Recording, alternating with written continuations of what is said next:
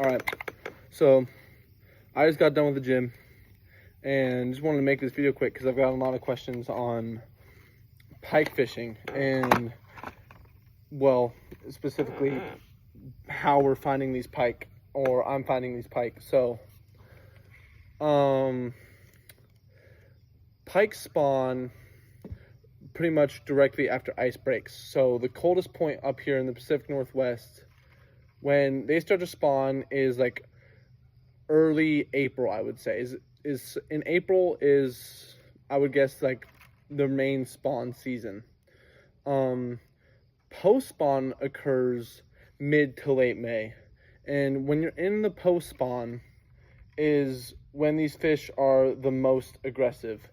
After spawn, they are exhausted, so what they try to do is eat as much as possible. They're gouging themselves full of food all the time.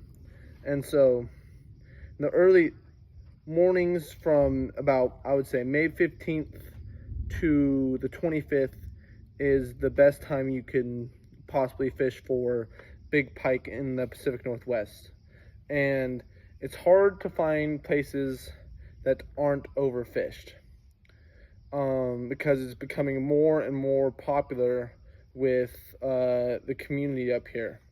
So they get targeted a lot more. I like to fish Lake Pondere and Lake Coeur d'Alene, and they get hit all the time for big pike. And people ask me how I keep finding them, how I'm able to catch all these fish.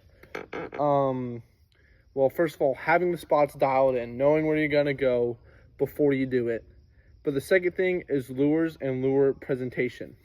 So I got a couple examples here. A lot of people will go out throwing big spinners, and they're great. Something like this. This is a big Mepps inline spinner, and they work amazing most of the time. The problem is, when you fit in a spot that's overfished, when this is the most common lure thrown, they're not going to eat it as much. But there's also a second thing that comes up that people don't do enough, and is that they retrieve these in slow, like they're fishing a jerk bait or a glide bait. They work it in and it's moving real slow through the water, and it just gives the fish too much time to notice it. So when the water's warm, you don't want to fish these slow. When the water's cold, you want to roll it through nice, slow, and easy. But as it warms up in the late spring, you want to work these a lot faster than you normally would. You want to bring it in at a good pace. Now, if you're getting a ton of followers like we were this year, I got tons of 20-plus pounders following me in. But that's all they were doing. They wouldn't make an advance on it to bite at all, figure eights, everything. They wouldn't do it. So first thing you do is I switch to a glide bait, and I didn't switch to a very big one. This right here, it's about maybe 6 inches total length. Not a huge lure for pike. And the reason I did this is, with them following the spinner up and not eating it, first thing I thought is presentation's too big, or that's just not what they want. I tried slow retrieves, tried fast retrieve, which is what you should be doing, and it wasn't working. They would follow it up to the boat when reeling in fast, but they wouldn't commit. So I switched to a glide and got not only more follows, way more active bites. Now this year has been real finicky with the fish. Haven't figured them out like we did last year, but they were really active on glide baits, on smaller presentations.